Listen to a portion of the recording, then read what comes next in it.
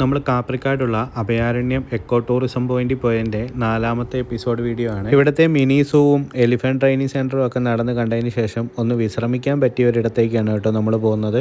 നമ്മളിപ്പോൾ ഈ നടന്ന് പോയിക്കൊണ്ടിരിക്കുന്ന ഈ ഒരു ഭാഗത്ത് ഒരുപാട് ചന്ദനമരങ്ങൾ വെച്ച് പിടിപ്പിച്ചിട്ടുണ്ട് കേട്ടോ. എലിഫന്റ് ട്രെയിനിങ് സെന്ററിൽ കണ്ട ആനകളെ കുളിപ്പിക്കുന്ന കടവാണ് കേട്ടോ താഴെ കാണുന്നത്. അതിൻ്റെ ടൈമിംഗ് ഒക്കെ ഇവിടെ എഴുതി വെച്ചിട്ടുണ്ട്.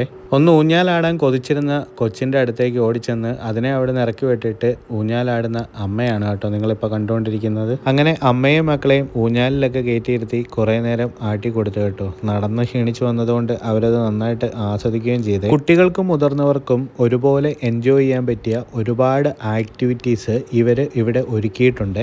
ഇവിടെ നിന്നും ഈ സ്റ്റെപ്പ് വഴി താഴേക്ക് ഇറങ്ങിക്കഴിഞ്ഞാൽ നമുക്ക് പെരിയാർ നദിയുടെ തീരത്തേക്ക് എത്തിച്ചേരാൻ സാധിക്കുവേ. ഇവിടെ കുറേ അധികം മുളകളൊക്കെ അവർ വെച്ച് പിടിപ്പിച്ചിട്ടുണ്ട്. അതുപോലെ തന്നെ ഇരിക്കാനുള്ള സെറ്റപ്പും ഒക്കെ മുളയിൽ തന്നെയൊക്കെ ചെയ്തിട്ടുണ്ട്. കുറേ നേരം അവിടെയൊക്കെ കണ്ട് ആസ്വദിച്ചതിന് ശേഷം നമ്മൾ വീണ്ടും മുകളിലേക്ക് കയറിയേ. കുട്ടികൾ ശരിക്കും എൻജോയ് ചെയ്യുന്നുണ്ട് കേട്ടോ. അവർക്ക് ഒരുപാട് ആക്ടിവിറ്റീസ് ഉണ്ട് അവിടെ ചെയ്യാനായിട്ട്.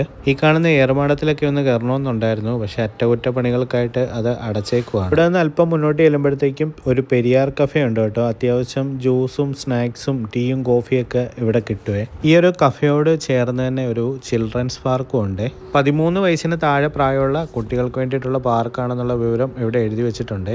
1983 നട്ടുപിടിപ്പിച്ച രക്തചന്ദന തോട്ടത്തിന്റെ ഇടയിലാണ് കേട്ടോ ഈ ഒരു പാർക്ക് സ്ഥിതി ചെയ്യുന്നത്. 1983 നട്ടുപിടിപ്പിച്ചതെന്ന് പറയുമ്പോൾ ഏകദേശം 43 വയസ്സോളം പ്രായമുള്ള ചന്ദനമരങ്ങളാണ് കേട്ടോ ഇവിടെ ഉള്ളത്. കുട്ടികൾക്ക് ഈ ഒരു പാർക്കിൽ എൻജോയ് ചെയ്യാൻ പറ്റിയ ഒരുപാട് റൈഡുകളുണ്ട്. അവരതിലെല്ലാം കയറി ശരിക്കും ആസ്വദിക്കുന്നുണ്ട് കേട്ടോ. അങ്ങനെ കുറച്ചധികം നേരം നമ്മളിവിടെ കാപ്രിക്കാടുള്ള എക്കോ ടൂറിസം പോയിന്റിൽ സ്പെൻഡ് ചെയ്തതിന് ശേഷം പുറത്തേക്ക് ഇറങ്ങുവാണ്. രാവിലെ ഒരു 8 മണി സമയത്താണ് നമ്മളിവിടെ വന്നത്. ഒരു 12:30 ആയപ്പോഴാണ് നമ്മളിവിടുന്ന് പുറത്തേക്ക് ഇറങ്ങുന്നത്. അപ്പോൾ ഈ ഒരു വീഡിയോ ഇഷ്ടമായെന്നുണ്ടെങ്കിൽ നമ്മുടെ ചാനൽ ആദ്യമായിട്ട് കാണുകയാണെന്നുണ്ടെങ്കിൽ ഒന്ന് ഫോളോ ചെയ്ത് വെക്കാൻ മറക്കരുത്.